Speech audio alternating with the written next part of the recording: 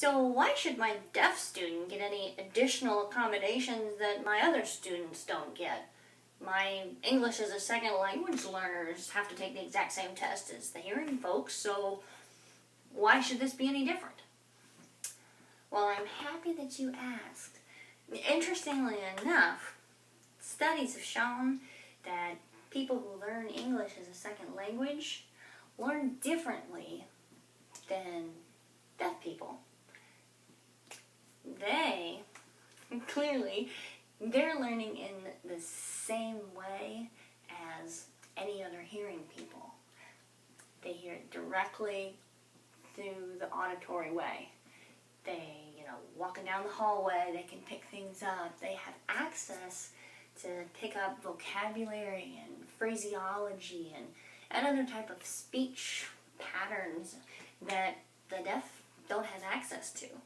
So, it would be expected that the deaf are still going to have a different way of looking at things, of understanding questions, that English as a second language folks, they're not going to have that same problem because they will have picked up those little bits and pieces of the language. Now, each test is going to be different, and each individual student, of course, they're going to be different too.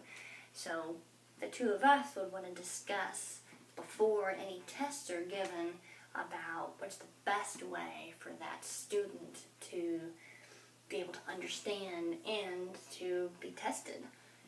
For example, if the test is over English content, then we expected that they would probably have the same test that their hearing peers do, because it's testing focused on English, on their English skills and comprehension.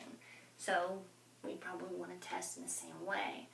However, if the test is focused on history, math, or science, other subjects, then it may be better for me to interpret that test, not give them the answers, but I can interpret it to make the English clearer so that they can understand better, and maybe that they can assign their answers to me.